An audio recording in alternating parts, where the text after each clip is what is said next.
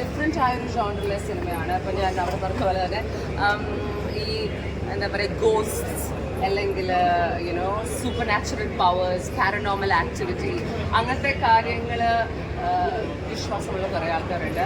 അങ്ങനത്തെ കുറേ സിനിമകളും ഇൻ്റർനാഷണൽ ഫിലിംസിലുണ്ട്. അപ്പം പാരനോമൽ ആക്ടിവിറ്റി എന്ന് പറഞ്ഞൊരു സിനിമ ആദ്യം കാണുമ്പോൾ നമ്മൾ ശരിക്കും വിചാരിക്കും അതൊരു സിനിമയല്ല, ശരിക്കും സംഭവിച്ചതാണ്. അപ്പോൾ ഈ ഹാൻഡ് ഹെൽഡ് ഫുട്ടേജ് അങ്ങനെയൊക്കെ ബേസ് ചെയ്ത ഒരു സംഭവമാണ്. ഐ തിങ്ക് മലയാള സിനിമയിൽ അങ്ങനെ അധികം നമ്മൾ എക്സ്പ്ലോർ ചെയ്യാത്തൊരു ഏരിയയാണ്.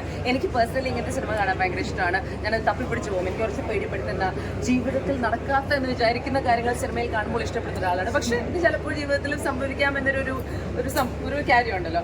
ആ ഒരു റിസ്കി ഒരു ജോണറാണ്. And I think in Malayalam അധികം എക്സ്പ്ലോർ ചെയ്യാത്ത കാര്യമാണ്. But what I really enjoyed about it is of course Shruti is a dear friend of mine.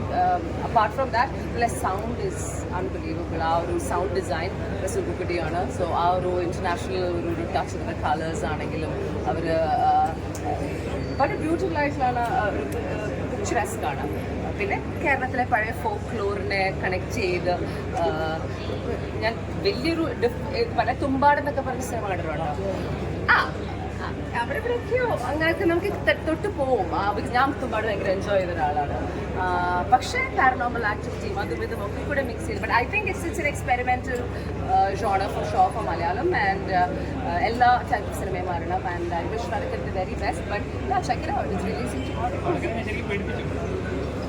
Moments ഉണ്ടായിരുന്നു. ശരിക്കും ഞാനിത് കുറെ അധികം കാണുന്ന ഒരാളാണ്. എന്നെ പേടിപ്പിക്കാൻ കുറച്ച് ബുദ്ധിമുട്ടാണ്.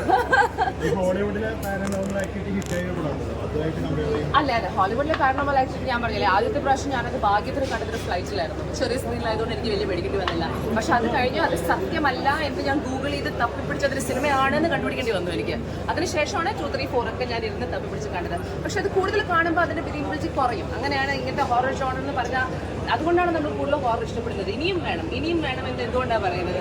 എന്തുകൊണ്ടാണ് ഇപ്പം മറ്റേ what is all these Annabelle.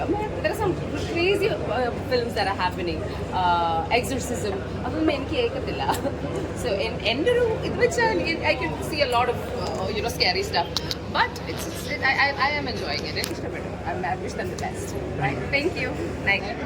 അപ്പോൾ അതിൻ്റെ വിഷ്വൽസ് ആണെങ്കിലും സാറിൻ്റെ മ്യൂസിക് ആണെങ്കിലും സൗണ്ട് സാറ് ചെയ്തതാണെങ്കിലും വളരെ ബ്രില്യൻ്റ് ആയിട്ട് ചെയ്തിട്ടുണ്ട്. അപ്പോൾ എല്ലാവരും കാണണം, തീർച്ചയായിട്ടും കാണണം സിനിമ. നാളെ ഫസ്റ്റ് ഷോ തന്നെ എല്ലാവരും കാണണം. എനിക്ക് ഭയങ്കര എന്താ പറയുക, ഞാൻ എൻ്റെ ശബ്ദം തിയേറ്ററിൽ നേരിട്ട് കേട്ടതിൻ്റെ ഒരു എക്സൈറ്റ്മെൻറ്റിലും സന്തോഷത്തിലാണ് ഇരിക്കുന്നത്.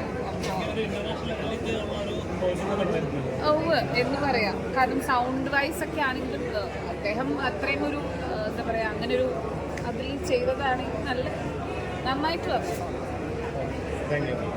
എല്ലാവരും ഇഷ്ടപ്പെട്ടോ? പിന്നെ ബീജിനൊക്കെ ഗംഭീരമായിട്ടുണ്ട്. വിജുപാൽ സാറാണ് പാട്ട് ചെയ്തിരിക്കുന്നത്, മ്യൂസിക് ചെയ്തിരിക്കുന്നത്. പിന്നെ രസൂർ സൗണ്ട് ഡിസൈൻ ചെയ്തിട്ടുണ്ട്. കേക്കോ നാക്കഹാര, മിസ് കേക്കോ നാക്കഹാര എന്ന് പറഞ്ഞ ജാപ്പനീസ് DOP ആണ്, ഫീമെയിൽ DOP ആണ്. Visuals are amazing, music is amazing. Performances എങ്ങനെയുണ്ടെന്ന് നിങ്ങൾ തന്നെ പറയണം.